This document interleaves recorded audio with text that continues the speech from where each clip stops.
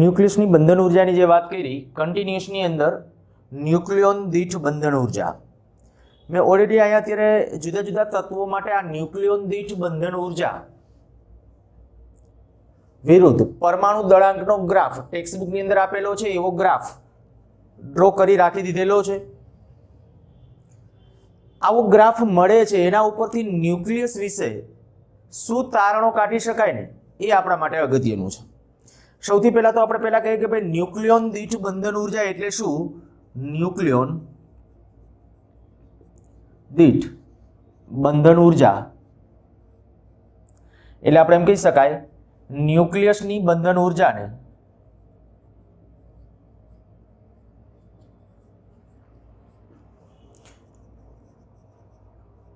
ન્યુક્લિયોનની કુલ સંખ્યા વડે ભાગવાથી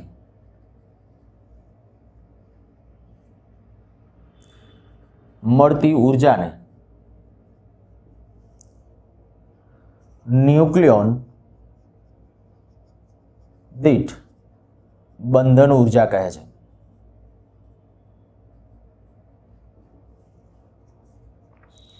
EBN કહીએ ન્યુક્લિયોન દીઠ બંધન ઉર્જા, તો શું? EB binding energy upon A. કોઈ પણ ન્યુક્લિયસ છે ત્યારે એની જે બાઇન્ડિંગ એનર્જી છે અને ઘટક ન્યુક્લિયોનની ટોટલ સંખ્યા વડે ભાગી નાખો તો ન્યુક્લિયોન દીઠ બંધન ઉર્જા મળે. જુદા જુદા તત્વો માટે આવર્ત કોષ્ટકના જેટલા તત્વો છે એ તત્વો માટે આવી ન્યુક્લિયોન દીઠ બંધન ઉર્જાના મૂલ્યો જ્યારે ખરેખર મેળવવામાં આવ્યા ત્યારે એ જે મળ્યા એ આ આલેખની અંદર છે, મેં અત્યારે આ રેડ લાઇનિંગ વડે છે ન્યુક્લિયોન દીઠ બંધન ઉર્જાના મૂલ્યો દર્શાવેલા છે. પ્રશ્ન 4 માર્કની અંદર પૂછાઈ ચૂકેલો છે ક્વેશ્ચન અગાઉ. ધ્યાન રાખો, 4 માર્કને અનુરૂપ ક્વેશ્ચન પણ ગણાય. કમસે કમ આલેખ ડ્રો કરીને 4 મુદ્દાઓ છે એના રિલેટેડ આપણે અત્યારે અહીંયા જે મુદ્દાઓ નોંધશું એ મુદ્દાઓ ભલે તમે તમારી સ્પીચની અંદર લખો પણ મુખ્ય સારાંશ આવી જાય એવી રીતે લખવાના થાય. આલેખની અંદર તમને એક એટલી છૂટછાટ કે આ વચ્ચે ખાનાઓ કરો કે ન કરો ચાલશે, ખાનાઓ સાથે બહુ લેવા દેવા નથી વચ્ચેના ખાનાઓ, પણ ઉર્જાના મૂલ્યો થોડા પડાય એવું ખાસ જોવું. થોડા કોઈ પણ તત્વો, દાખલા તરીકે અત્યારે હું એમ કહું કે ભાઈ હાઇડ્રોજન છે તો હાઇડ્રોજનની અંદર એક જ પ્રોટોન હોય તો એક પ્રોટોનની બંધન ઉર્જા તો આપણને ખબર છે, એનું દળ કેટલું હોય, એક પ્રોટોનનું દળ કેટલું છે. તો આપણે હમણાં કીધું હતું કે એક પ્રોટોનનું દળ હોય કંઈક 1.00727 AMU, એને 931 વડે ગુણો તો જે ઉર્જા આવશે એ ઉર્જા 1 સમથિંગ MeV ની અંદર જ હશે. તો કહેવાનો અર્થ આ છે કે ભાઈ એની ઉર્જા છે ને એ ક્યાંક ત્યાં રહે એવું જોવાનું. આ કયું છે? હાઇડ્રોજન 1H1, આ ડ્યુટેરિયમ 1H2, 2.24 MeV જેટલી ઉર્જા હોય. આવી રીતે અહીંયા આપણે કે આ હિલિયમ, આ જે એક આ ખાસિયત છે આલેખની અંદર, ન્યુક્લિયસમાં જે સેલ સ્ટ્રક્ચર કવચ પ્રકારનું જે બંધારણ છે ને એની ખાતરી આપણે ત્યાં ટેક્સ્ટબુકની અંદર એ અર્થઘટન નથી આપ્યું એટલે હું બહુ જાજી ડિટેલમાં નહીં જાઉં, પણ છતાંય થોડું તમને કહી દઉં અહીંયા કે આ જે છે અહીંયા કોણ? તો કે હિલિયમ. અહીંયા જે ઉપર ટોચ ભાગ છે અહીંથી આમ કહીને આલેખ જે આમ જાય છે અહીંથી આમ ગયો, અહીંયા એક ટોચ ભાગ હિલિયમ, પાછું નીચે, પાછું વળી ઉપર. જો અહીંયા હિલિયમ, પછી અહીંયા જે આવશે હિલિયમ એટલે 2He4, બરાબર, 2He4. ત્યાર પછીનું પરમાણુ ક્રમાંક ધરાવતું તત્વ, પછી કાર્બન પરમાણુ ક્રમાંક 6, 5 પરમાણુ ક્રમાંક ધરાવતું તત્વ અહીંયા આવશે. એ તત્વ કયું છે જોઈ લેજો. ત્યાર પછી આપણે કીધું કે અહીંયા જે આવશે એ કાર્બન, તો કાર્બન, પછી અહીંયા પાછું ઓક્સિજન. તો આવી રીતે આ જે છે હિલિયમ, કાર્બન, ઓક્સિજન ની ન્યુક્લિયોન દીઠ બંધન ઉર્જાના મૂલ્યો હું એક આ મુદ્દો કરીને લખું છું. હિલિયમ, કાર્બન, ઓક્સિજન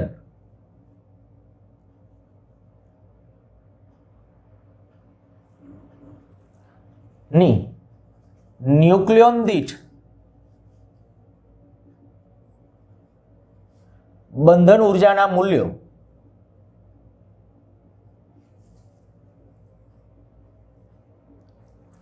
તેના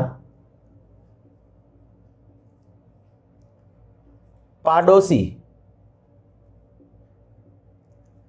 ન્યુક્લિયસ ની ન્યુક્લિયોન દીઠ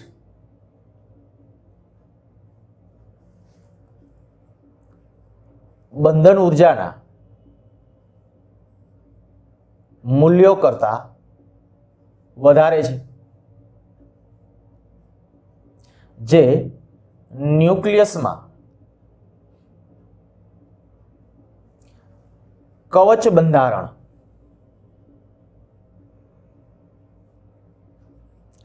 હોવાનું સૂચવે છે. ટેક્સ્ટબુકની અંદર આ મુદ્દો નથી, મેં આ મુદ્દો એક એડ કરેલો છે. ન્યુક્લિયસમાં સેલ સ્ટ્રક્ચર, કવચ બંધારણ, જેમ પરમાણુની અંદર ઉર્જા સ્તરો છે, પરમાણુની અંદર ઉર્જા સ્તરો એટલે આપણે ખબર છે કે ભાઈ આ ન્યુક્લિયસની આજુબાજુ પહેલી કક્ષા, બીજી કક્ષા, ત્રીજી કક્ષા, તો આ કક્ષા છે. એ રીતે સેલ સ્ટ્રક્ચર, સેલ એટલે કવચ. જાણે કે ન્યુક્લિયસને જો એકદમ ડીપમાં માઇક્રો લેવલ ઉપર તપાસવામાં આવે, આમ ન્યુક્લિયસના કેન્દ્રીય ભાગમાં ઘનતા પ્રબળ હોય, પણ જો એને અતિ વિવર્ધિત કરવામાં આવે, અતિ વિવર્ધિત કરીને જો એને કદાચ જોવામાં આવે તો એની અંદર પણ સેલ સ્ટ્રક્ચર એટલે કેના જેવું, જેમ આપણે કે શનિનો ગ્રહ છે તો એમાં કેમ ઓલા વલયો છે, તમને એ ખ્યાલ છે કે શનિ છે તો એનો ગ્રહ એની આજુબાજુ જે વલય છે, વલયની અંદર બીજું કંઈ નથી, પથ્થરો જ છે એની અંદર. તો એ જેમ છે એની જેમ જાણે કે આ પ્રોટોન અને ન્યુટ્રોનના પણ એવા વાદળો, પણ આખું સેલની જેમ, કવચની જેમ. એક જાણે કે કવચ આવી ગયું પ્રોટોન ન્યુટ્રોનનું એકદમ કોમ્પેક્ટ રીતે, એની ઉપર તરત જ પાછળ તરત બીજું પ્રોટોન અને ન્યુટ્રોનનું, એની ઉપર પાછળ, પણ સેલ કવચના સ્વરૂપમાં, આમ કક્ષાની સેલ પ્રકારનું બંધારણ હોવાનું જે સૂચવે છે. જો કે આની મેં કીધું થોડી ઘણી સાબિતી અથવા ડિસ્કશન ને એ પણ છે, એ કરી શકાય, પણ આપણે અત્યારે બહુ એમાં લાંબુ ડિટેલમાં જવું નથી. તો ન્યુક્લિયસમાં કવચ પ્રકારનું બંધારણ હોવાનું સૂચવે છે. કોણ? તો કે આ જે ન્યુક્લિયોન દીઠ બંધન ઉર્જા, કેના મૂલ્યો, જે પાડોશી ન્યુક્લિયસની ન્યુક્લિયોન દીઠ બંધન ઉર્જાના મૂલ્યો કરતા વધારે છે, જે સેલ પ્રકારનું બંધારણ. અને પછીથી જ્યારે આપણે કહીએ કે અહીંથી લગભગ 30 કરતા મોટા પરમાણુ દળાંક, 30 થી મોટા અને 170, 30 થી મોટા અને 170 થી નીચે પરમાણુ દળાંક ધરાવતા તત્વો માટે એ લેસ ધેન 30 અને ગ્રેટર લેસ ધેન 170 અને ગ્રેટર ધેન 30 પરમાણુ દળાંક માટે ન્યુક્લિયોન દીઠ બંધન ઉર્જા નું મૂલ્ય લગભગ સમાન છે. આના માટે જે આપણે કીધું કે ન્યુક્લિયોન દીઠ ઉર્જાનું મૂલ્ય લગભગ સમાન છે. લગભગ સમાનનો અર્થ શું? માઇનોર ફેર હોઈ શકે, પણ તમે જોઈ શકો કે અહીંયા અહીંથી શરૂ કરીને પરમાણુ દળાંક લગભગ 30 થી શરૂ કરીને આ 170 સુધી. તો જો ન્યુક્લિયોન દીઠ બંધન ઉર્જાનું મૂલ્ય કંઈક આ છે, એટલે 30 કરતાં વધુ અને 170 કરતાં ઓછા પરમાણુ દળાંક ધરાવતા પરમાણુ દળાંક માટે, પરમાણુ દળાંક ધરાવતા પરમાણુ માટે અથવા ન્યુક્લિયસ માટે ન્યુક્લિયોન દીઠ બંધન ઉર્જાનું મૂલ્ય લગભગ સમાન છે. જો ન્યુક્લિયોન દીઠ બંધન ઉર્જાનું મૂલ્ય વધુ હોવું, અને આના માટે એ વધારે જ પાછું, ન્યુક્લિયોન દીઠ જે આ લગભગ સમાન છે ખરા, અને જેનું મૂલ્ય પ્રમાણમાં વધુ છે. સૌથી વધુ Fe56 માટે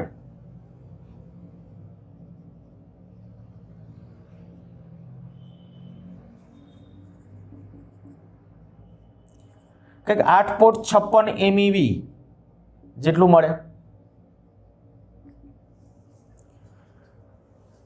આ ન્યુક્લિયોન દીઠ બંધન ઉર્જાનું મૂલ્ય 8.56, ક્યાંક એ જુદી જુદી જગ્યાએ જુદી બુકોની અંદર 8.70 લખ્યું છે, આપણે લગભગ NCERT-માં 8.75 જેવું છે.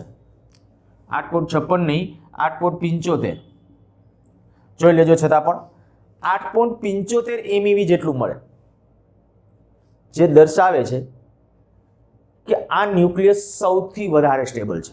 કોઈ પણ બાકીના ન્યુક્લિયસ છે એના કરતાં આ Fe-નું ન્યુક્લિયસ એ સૌથી વધારે સ્ટેબલ છે.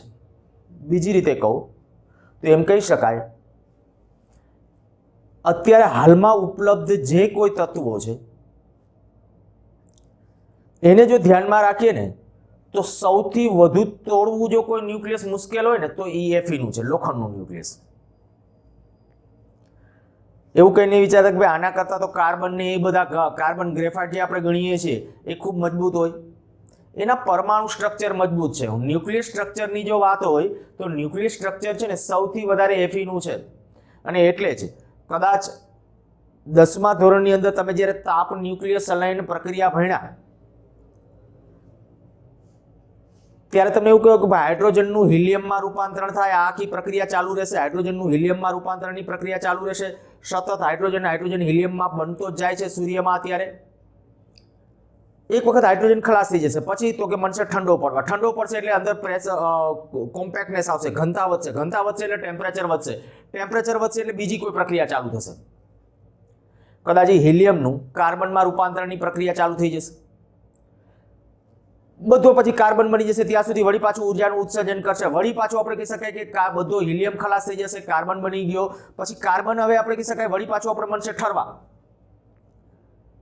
વળી પાછી ઘનતા ખૂબ વધે અને જ્યારે એ ઘનતાને યોગ્ય વાતાવરણ પાછું મળે એટલે કે એ ઘનતાને અનુરૂપ યોગ્ય વાતાવરણ મળે એટલે વળી પાછું એમાંથી નવી પ્રોસેસ ચાલુ થાય. પણ અંતે આપણે એમ કેવું હોય તો કહી શકાય અત્યારે જે વૈજ્ઞાનિકોનો દાવો અથવા તો આપણે એમ કહીએ કે આપણે જે વિચારીએ ને એ એમ કહી શકાય કે કદાચ અબજો વર્ષ પછી સૂર્ય છે ને એ લોખંડનો ગોળો હશે. સૂર્ય છે એ લોખંડનો ગોળો હશે.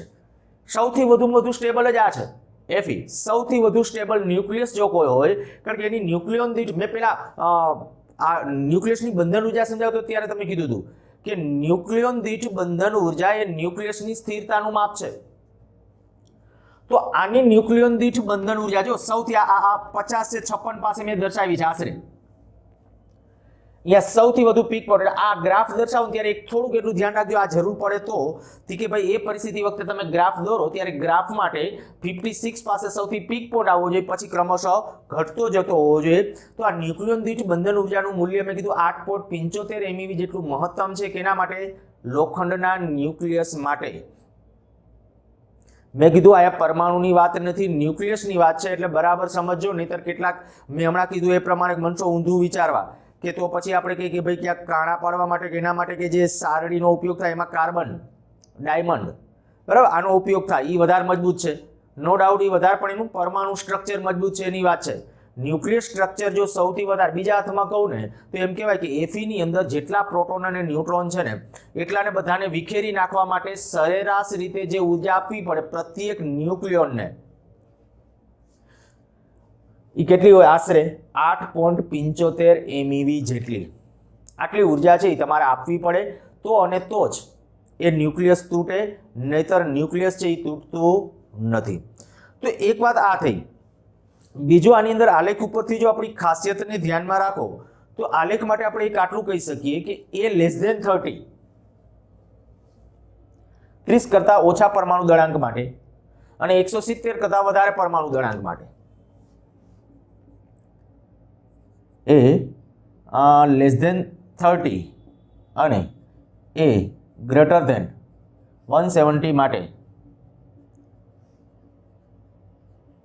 ન્યુક્લિયોન દીઠ બંધન ઉર્જા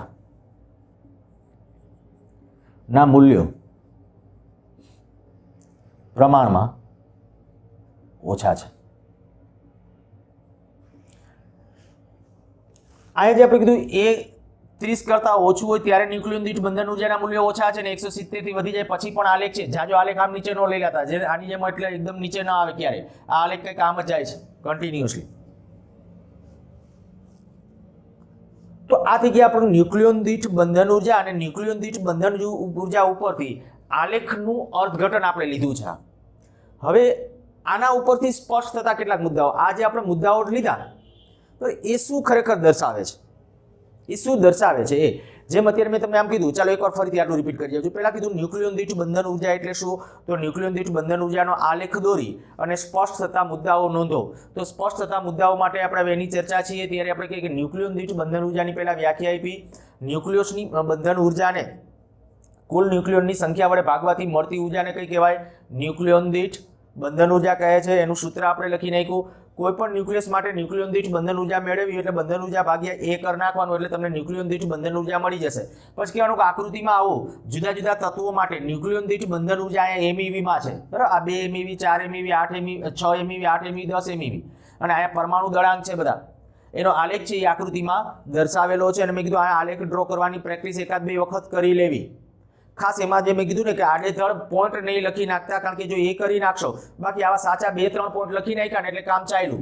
કે ભાઈ યુરેનિયમ 235 માટે તો કે અહીંયા આશરે મળે, પછી અહીંયા મોલિબ્ડેનમ માટે 100 ની નજીક જેવા 1-2 પોઈન્ટ, અને Fe માટે ખાસ Fe એક યાદ રાખવું. અને બીજું એક આ જો આ લખી શકો તો વેલ એન્ડ ગુડ. અહીંયા જે મેં કીધું કે હિલિયમ કાર્બન અને ઓક્સિજન, હિલિયમ કાર્બન અને ઓક્સિજન એ જે છે મેં અત્યારે કીધું આ લખ્યા છે હિલિયમ કાર્બન અને ઓક્સિજન. તો એના ન્યુક્લિયોન દીઠ બંધન ઉર્જાના મૂલ્યો એના પાડોશી ઘટક ન્યુક્લિયોન દીઠ બંધન ઉર્જાના મૂલ્યો કરતાં વધારે છે, જે ન્યુક્લિયસમાં કવચ પ્રકારનું બંધારણ હોવાનું સૂચવે છે. પછી આપણે આ કહી દીધું કે ભાઈ A greater than 30 અને A less than 170 પરમાણુ દળાંક ધરાવતા ન્યુક્લિયસ માટે ન્યુક્લિયોન દીઠ બંધન ઉર્જાનું મૂલ્ય કેવું છે તો કે સૌથી વધારે છે અને લગભગ સમાન છે. Fe56 માટે લગભગ એ મૂલ્ય સૌથી વધારે છે.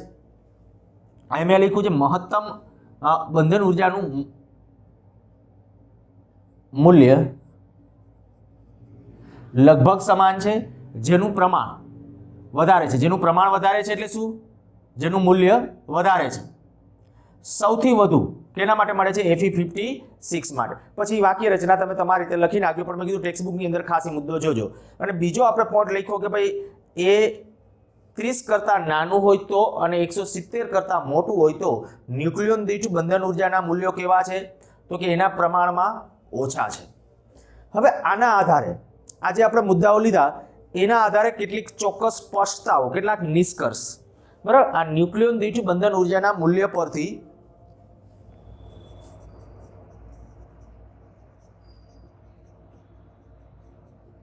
મેં હેડિંગ આવું બાંધી દીધું છે ન્યુક્લિયોન દીઠ બંધન ઉર્જા વિરુદ્ધ પરમાણુ દળાંકના આલેખ પરથી કેટલીક સ્પષ્ટતાઓ.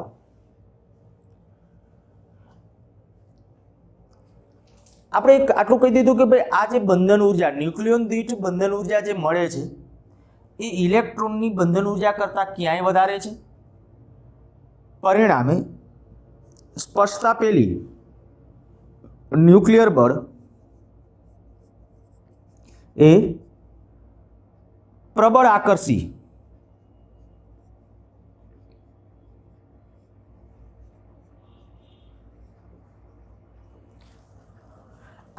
પ્રકારનું છે. આ શું દર્શાવે છે? પ્રબળ આકર્ષી પ્રકારનું. આપણે કેમ ખબર પડી? અપાકર્ષી કેમ નથી? તો આપણે એમ કહીએ કે ભાઈ બંધન ઉર્જાનો અર્થ શું થાય? બાઉન્ડ હોવું, બંધાયેલું હોવું. જેમ ન્યુક્લિયોન દીઠ બંધન ઉર્જા વધુ, એનો ઇનડાયરેક્ટલી અર્થ શું?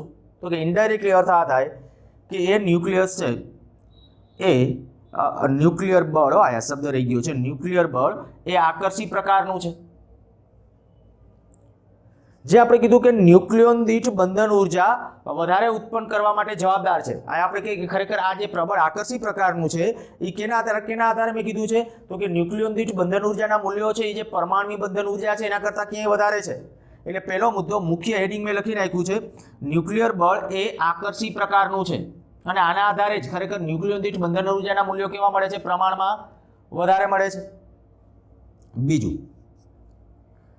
જે એ ગ્રેટર ધેન 30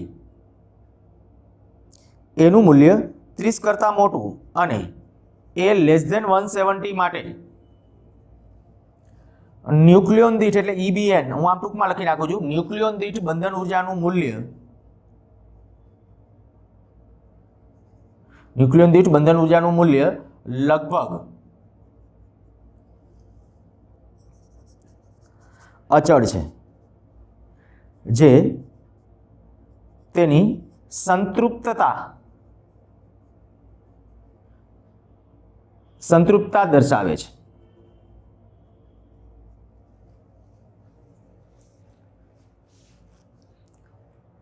જાણે કે ધરાઈ ગયું હોય.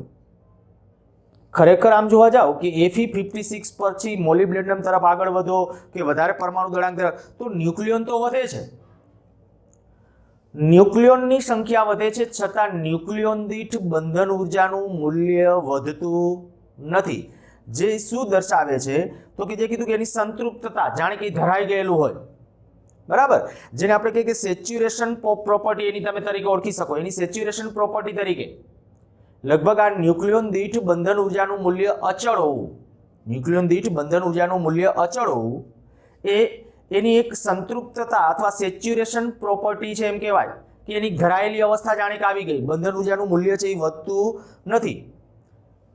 અને બીજું આના ઉપરથી આપણે એમ કહી શકાય કે આ હોવા માટે આપણે કહી શકાય જે સંતૃપ્તતા દર્શાવે છે અને સાથે સાથે જો અહીંયા લખું અને તે દર્શાવે છે કે ન્યુક્લિયર બળ એ લઘુ અંતરીય છે.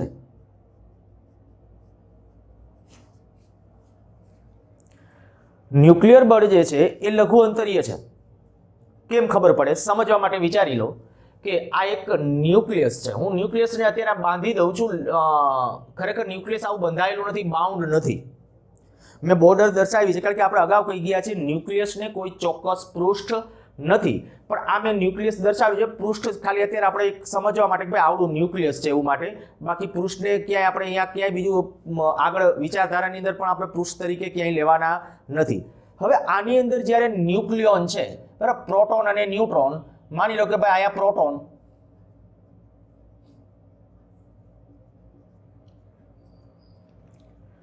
તો અહીંયા પ્રોટોન અને ન્યુટ્રોન મોટા પ્રમાણની અંદર છે. આગળ જતા જાય એમ પ્રોટોન અને ન્યુટ્રોનની સંખ્યા છે પ્રમાણમાં આમ ઘટતી જતી હશે, ઘનતા ઘટે, બરાબર. અહીંયા ઘનતા ઓછી હોય પ્રમાણમાં. પ્લસ વડે જે દર્શાવેલા છે બધા પ્રોટોન સમજીએ, સાથે સાથે હું આમ ટપકા કરી નાખું છું એ બધા ન્યુટ્રોન સમજીએ.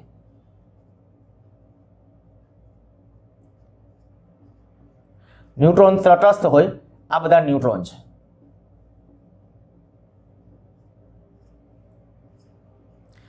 સમજી લઈએ કે આવું ન્યુક્લિયસ છે, બરાબર. આ ન્યુક્લિયસ છે એવું સમજી લઈએ છીએ.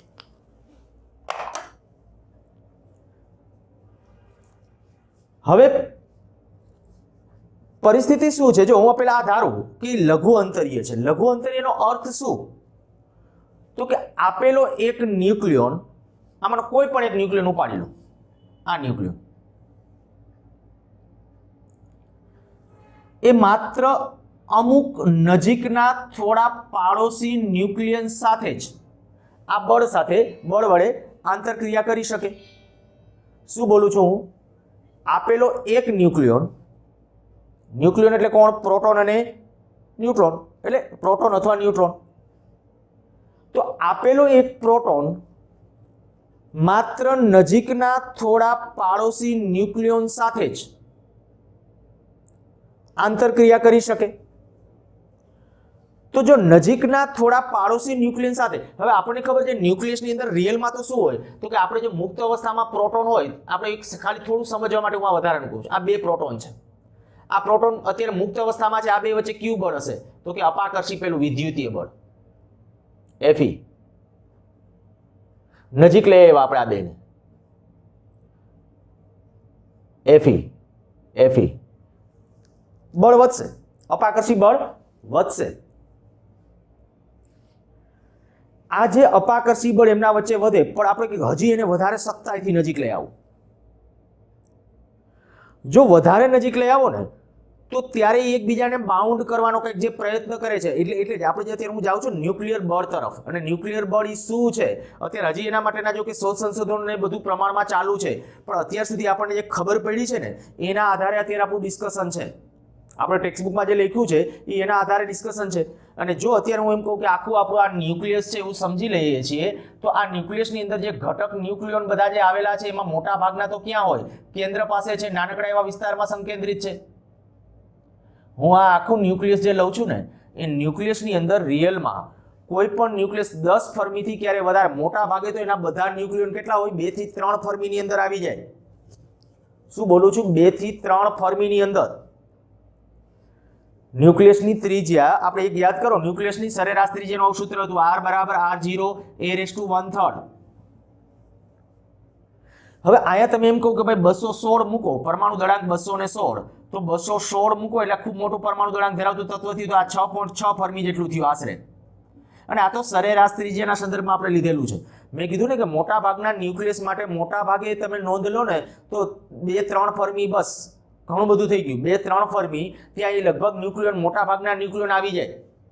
પછી ન્યુક્લિયસની આ 6.6 ફર્મી એ તો આખા ન્યુક્લિયસની ત્રિજ્યા છે.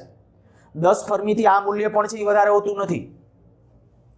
તો આ ખરેખર જો મેં ન્યુક્લિયસ દર્શાવેલું છે, તો ન્યુક્લિયસની અંદર અહીંયા આપણે કહી શકાય કે વચ્ચેના વિસ્તારની અંદર એ આશરે મેં કીધું 2 થી 3 ફર્મી નોંધપાત્ર રીતે, એટલામાં જ લગભગ મોટા ભાગના પ્રોટોન અને ન્યુટ્રોન સમાયેલા હોય. પછી આમ ઘનતા ઘટતી જતી હોય, ઘનતા ક્રમશઃ રીતે આગળ જતા છે એ ઘટતી જતી હોય. હવે જો હું આવું કરું, અને હા એક મેં આ કહી દીધું કે આ જે કીધું કે ભાઈ ન્યુક્લિયર બળ એ લઘુ અંતરીય છે. આનો અર્થ શું થાય? આમ આથી કહી શકાય ન્યુક્લિયર બળ લઘુ અંતરીય છે. આથી આપેલો ન્યુક્લિયોન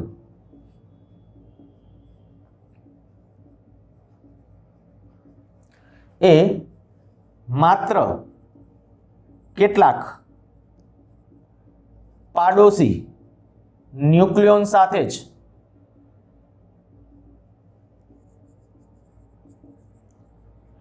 આ બળ વડે આંતરક્રિયા કરી શકે.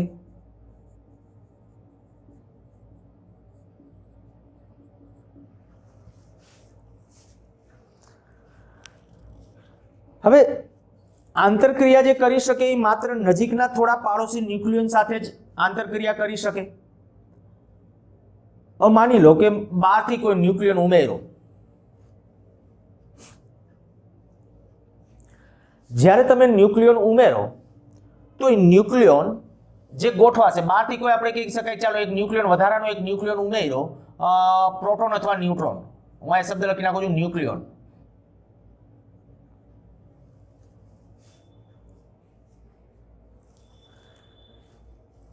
સ્વાભાવિક છે કે એ ક્યાં ઉમેરાય છે ને એને અનુરૂપ ટેક્સ્ટબુકમાં આપણે લખ્યું છે અંતરિયાળ વિસ્તાર.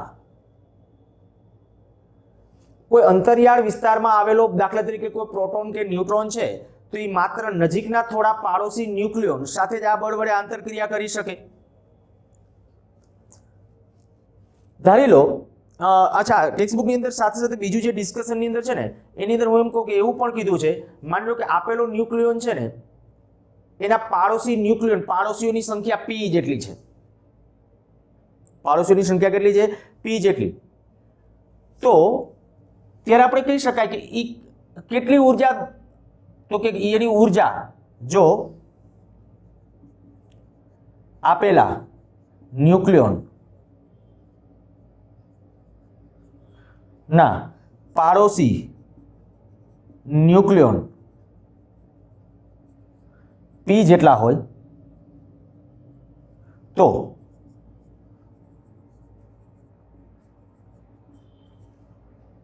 ન્યુક્લિયસ ની બંધન ઉર્જા p × k જેટલી થશે, જ્યાં k અચળાંક છે અને એને ઉર્જાનું પરિમાણ હોય. દેખીતી વાત છે, આ સંખ્યા છે તો આયા બંધન ઉર્જા છે એટલે આને પરિમાણ કેનું હોય? બંધન ઉર્જાનું છે. એટલે કે આપણે k છે એને ઉર્જાનો એકમ ધરાવતો એવો કોઈ અચળાંક છે. શું દર્શાવે છે? જોજો, જો આપેલા ન્યુક્લિયોનના પાડોશી ન્યુક્લિયોન, મેં એક ન્યુક્લિયોન ધારી લીધો, એના પાડોશી ન્યુક્લિયોનની સંખ્યા આયા છે, ઓછા છે પાડોશી ન્યુક્લિયોન, નજીકના માત્ર 6-7 પાડોશી સાથે જ આંતરક્રિયા કરી શકે. જો આપણે આપેલો ન્યુક્લિયોન એક માત્ર કેટલાક પાડોશી ન્યુક્લિયોન સાથે જ આ બળ વડે આંતરક્રિયા કરી શકે છે. જો આપેલા ન્યુક્લિયોનના પાડોશી ન્યુક્લિયોન p જેટલા હોય, આપેલો એક ન્યુક્લિયોન છે એના પાડોશી ન્યુક્લિયોન p જેટલા હોય, તો બંધન ઉર્જા કેટલી વધારશે? તો કે બંધન ઉર્જા કેટલી વધારશે? બંધન ઉર્જા બરાબર p × k આટલી હોય. હવે બંધન ઉર્જાને તેના કુલ ન્યુક્લિયોન વડે ભાગી નાખો. બંધન ઉર્જાને કુલ ન્યુક્લિયોન વડે ભાગી નાખો તો ન્યુક્લિયોન દીઠ, તો કે એ પ્રારંભમાં હતી એવી જ મળી. મીન્સ કે તમે વધારાનો કોઈ ન્યુક્લિયોન ઉમેરો છો ને, વધારાનો કોઈ ન્યુક્લિયોન, તો એ શું કરે છે? સાવ સાદી રીતે આપણે સમજીએ તો એમ કહી શકાય કે જેટલું જાણે કે અપાકર્ષી બળ ઉમેરે ને એટલું જ જાણે કે આકર્ષી બળ ઉમેરે વધારે. એટલે અહીંયા આ જે છે ને એની સ્ટેબિલિટી છે અને સંતૃપ્તતાનો ગુણધર્મ પણ આ જ છે. બહુ સરસ મુદ્દો છે આ. બીજો મુદ્દો વ્યવસ્થિત રીતે વાંચજો અને હજી ન સમજાય તો પણ છે એ ડિસ્કશન કરજો. ફરીથી એક વખત ખાલી હજી છતાં આટલું કહી દઉં છું અને હજી બે મુદ્દાઓ છે બીજા, એનું પણ ડિસ્કશન કરીએ. ન્યુક્લિયોન દીઠ બંધન ઉર્જા વિરુદ્ધ પરમાણુ દળાંકના આલેખ પરથી કેટલીક સ્પષ્ટતાઓ. તો સ્પષ્ટતાની અંદર પહેલી સ્પષ્ટતા કે ન્યુક્લિયર બળ એ આકર્ષી પ્રકારનું છે. અમે લખ્યું છે પ્રબળ આકર્ષી પ્રકારનું છે, કારણ કે તો જ ન્યુક્લિયોન દીઠ બંધન ઉર્જાનું મૂલ્ય છે એ વધી શકે, નહીં તો ન્યુક્લિયોન દીઠ બંધન ઉર્જાનું મૂલ્ય વધી શકે નહીં. એટલે પ્રબળ આકર્ષી પ્રકારનું છે. બીજું આપણે લખ્યું કે એ ગ્રેટર ધેન 30 અને એ લેસ ધેન 170 માટે ન્યુક્લિયોન દીઠ બંધન ઉર્જા લગભગ અચળ છે. જે શું દર્શાવે છે? તો કે સંતૃપ્તતાનો ગુણધર્મ દર્શાવે છે. જે સંતૃપ્ત એટલે સંતૃપ્ત સ્થિતિ અથવા જેને સેચ્યુરેશન કહેવાય તે દર્શાવે છે કે ન્યુક્લિયર બળ એ લઘુ અંતરીય છે. સાથે સાથે આપણે કીધું કે ભાઈ ન્યુક્લિયર બળ એ લઘુ અંતરીય છે, માત્ર આપણે કહી શકાય નજીકના કેટલાક પાડોશી ન્યુક્લિયોન સાથે જ આ બળ વડે છે એની આંતરક્રિયા થઈ શકે છે. એટલે અહીંયા મેં લખ્યું કે જો આપેલો ન્યુક્લિયોન એ કેટલાક પાડોશી, એના પાડોશી સંખ્યા છે, પાડોશી ન્યુક્લિયોન P જેટલા છે. એટલે આવી રીતે આમ સમજી લો કે આ એક ન્યુક્લિયોન છે, એના પાડોશી ન્યુક્લિયોન છે અહીંયા આટલામાં ટોટલ P જેટલા છે. તો પાડોશી ન્યુક્લિયોન P જેટલા હોય તો ન્યુક્લિયોન દીઠ બંધન ઉર્જા એ કેના સમપ્રમાણમાં હોય? P ના સમપ્રમાણમાં હોય. મીન્સ કે અચળાંક જો મૂકી દે P K જેટલી થશે, એટલે અચળાંક મૂકીને મેં K P જેટલી કરી નાખ્યું છે. તો K એ અચળાંક છે અને જેને ઉર્જાના પરિમાણ છે આવું કહી દીધું. તો આ ન્યુક્લિયસની બંધન ઉર્જા થઈ, પણ હવે એને કુલ ન્યુક્લિયોનની સંખ્યા વડે ભાગી નાખો, P વડે પાછું ભાગી નાખો, P વડે ભાગી નાખીએ તો P વડે ભાગી નાખી એટલે પાછી ન્યુક્લિયોન દીઠ બંધન, તો લગભગ ન્યુક્લિયોન દીઠ બંધન ઉર્જાનું મૂલ્ય કેવું મળે? સ્ટેબલ. બીજું એક ન્યુક્લિયસની સ્થિરતા. કેમિસ્ટ્રીની અંદર કદાચ તમે ભણી ગયા છો Z/N અથવા N/Z નો આલેખ. આ વધારાનું ડિસ્કશન કરું છું. N/Z. જો N/Z તો આપણે કહી શકાય કે સ્થિરતા રેખા, પછી આલેખ તમે અહીંથી આમ ઉપર જતો જોયો હશે સ્થિરતા રેખા તરીકે. આ મેં કીધું કેમિસ્ટ્રીની વાત છે, આપણે ફિઝિક્સની અંદર આ નથી એટલે આપણે આમ કરવાની જરૂર નથી ફિઝિક્સ માટે. પણ આ શું દર્શાવે છે? તો કે જો અહીંયા હું અત્યારે આ ન્યુક્લિયસ સ્થિરતાના સંદર્ભમાં જ સમજાવી શકું. જસ્ટ એક ઇમેજ કરો. આ પોઈન્ટ વધારાનો લઈ લઉં છું. કેમિસ્ટ્રીની અંદર સરે તમને ક્લિયર કરાવેલો જ હશે. ફિઝિક્સની આપણા જૂના કોર્સની અંદર હતો, નવા કોર્સની અંદર નથી, પણ એટલે પૂછાવાની સંભાવના ઓછી. એટલે થિયરીમાં તો ન જ પૂછાય, પણ એના રિલેટેડ કદાચ કોઈ MCQ હોય તો એમાં ક્યાંક તમને સાવ એવું ન લાગે કે કંઈક નવું છે. એટલા માટે આપણે ખાલી ડિસ્કસ કરીએ કે જો જુદા જુદા તત્વ માટે N વિરુદ્ધ Z નો આલેખ ડ્રો કરીએ ને, તો N વિરુદ્ધ Z નો આલેખ એ N વિરુદ્ધ Z નો આલેખ આમ હોવાને બદલે કંઈક આવી રીતે આમ છે. ધીમે ધીમે આમ છૂટો પડતો જાય. આટલો બધો છૂટો ન પડે, પણ જેને કે સ્થિરતા રેખા અથવા સ્ટેબિલિટી છે એ કંઈક આ છે. આને પછી Z = N રેખા તમે કહેતા, આને કંઈક સ્થિરતા રેખા આવું નામ આપો છો. તો આવું શું કામ છે સમજવા માટે માની લો કે આ ન્યુક્લિયસની અંદર હું એક પ્રોટોન ઉમેરું બહારથી.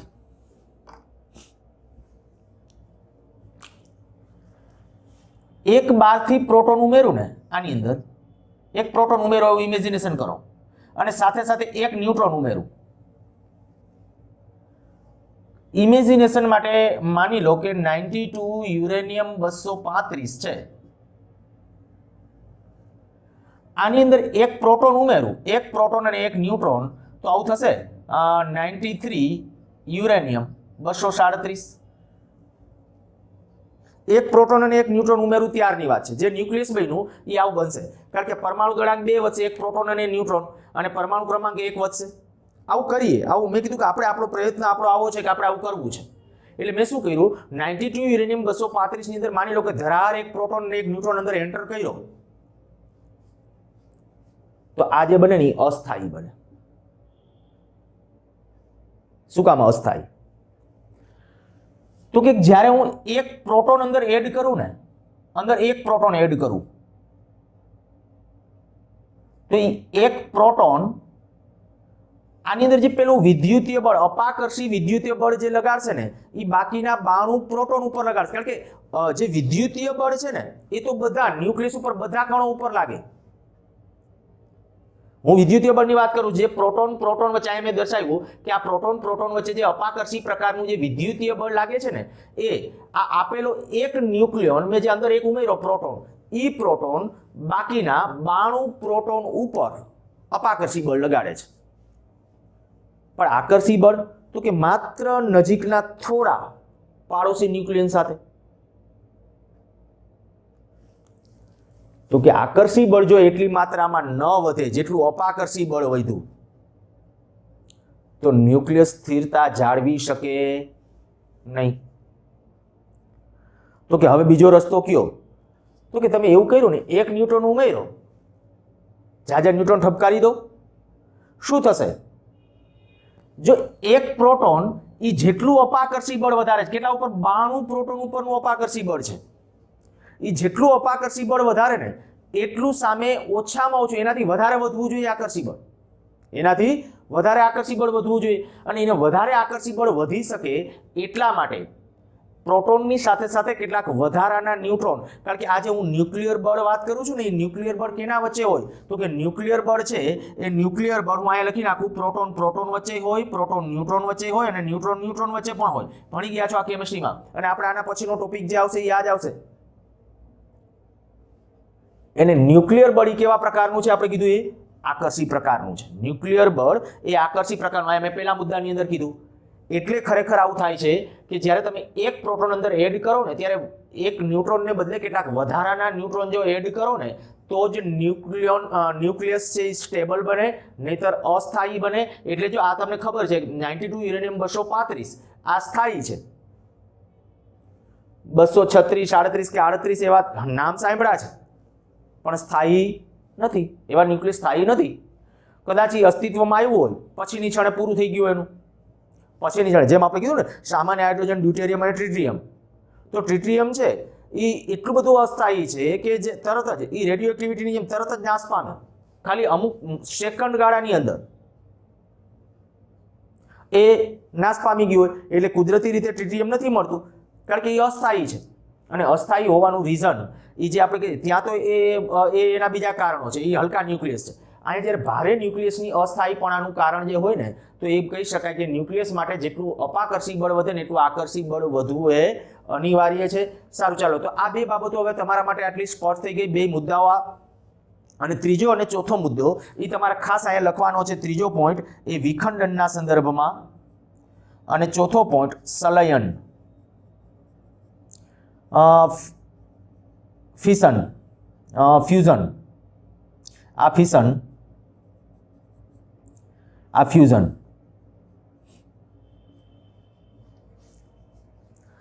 જો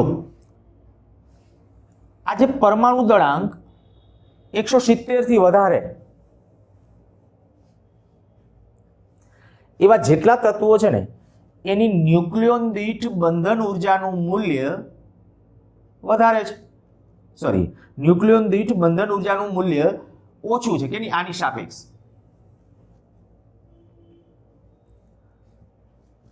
તો જો આપણે આવું કરીએ કે આવું કોઈ ન્યુક્લિયસ, ભારે ન્યુક્લિયસ, આને ભારે ન્યુક્લિયસ કહીશું, અહીંથી 170 થી જેટલા વધારે આવશે ને, એ 170 આપણે માની લઈએ, આ 170 ક્યાંક આયા થશે, બરાબર? આ 170 હું લખું છું, આ બધા ભારે ન્યુક્લિયસ. 30 થી ઓછા પરમાણુ દળાંક વાળા જે હશે એ બધા હલકા ન્યુક્લિયસ.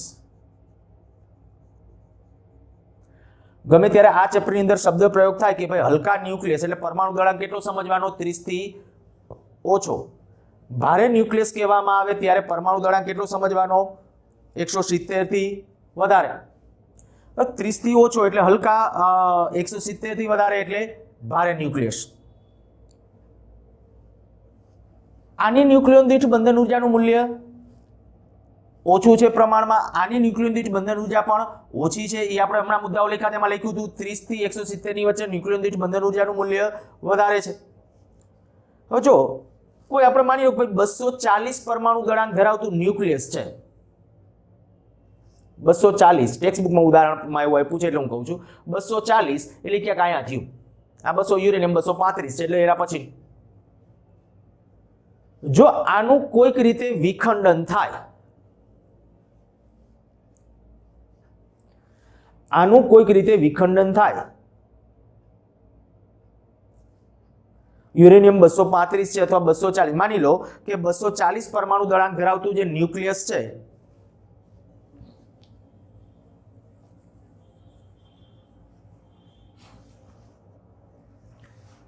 એ બરાબર 240 પરમાણુ દળાંક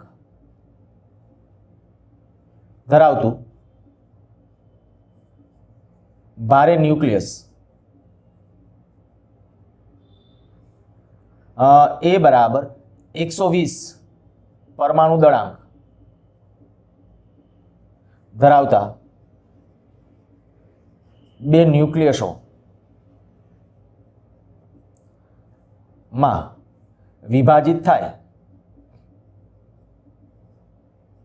તો એ બરાબર 120 માટે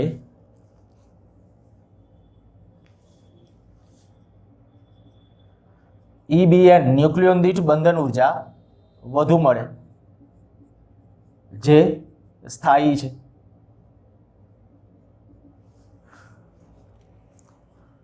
તો આનો અર્થ ઇનડાયરેક્ટલી તમે એવો કરી શકો કે જ્યારે આ ભારે ન્યુક્લિયસ છે ને એ જે ટુકડા થાય ને તો જે બને એ વચગાળાના દર ધરાવતા 120 દર ધરાવતા, તો 120 પરમાણુ દળાંક જેનો છે એની તો ન્યુક્લિયન દીઠ બંધન ઉર્જા વધુ છે તો વધુ સ્ટેબિલિટી તરફ જાય. અને એટલે જ જ્યારે ખરેખર ભારે ન્યુક્લિયસનું વિખંડન થાય ત્યારે શું થયું તો કે ઉલટાના વધુ બાઉન્ડ, વધુ મજબૂતાઈથી સંકળાય, એકબીજા સાથે વધારે મજબૂતાઈથી સંકળાશે અને એકબીજા સાથે જો વધારે મજબૂતાઈથી સંકળાય એટલે એની બંધન ઉર્જાનું મૂલ્ય વધ્યું છે. તો આવી પ્રક્રિયા દરમિયાન ઉર્જા છૂટી પડે. જો કોઈ ભારે ન્યુક્લિયસ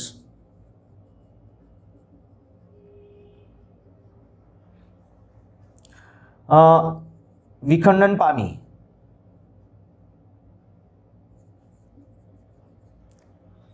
બે હલકા ન્યુક્લિયસ, બે હલકા કરતા એમ કહું કે બે વચગાળાના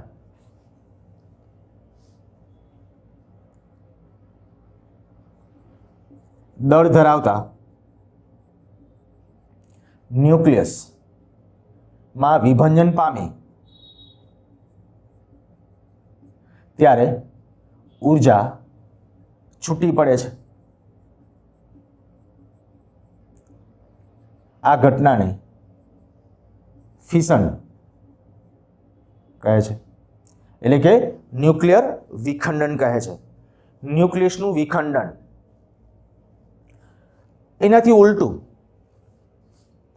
હાઇડ્રોજન, આવા ન્યુક્લિયસ હાઇડ્રોજન હિલિયમ જેવા હલકા ન્યુક્લિયસ જ્યારે ભેગા મળે ત્યારે પણ જો સ્ટેબિલિટી વધારે હોય એવું, સ્થિરતા વધુ પ્રાપ્ત થાય એવો પ્રયત્ન થાય છે.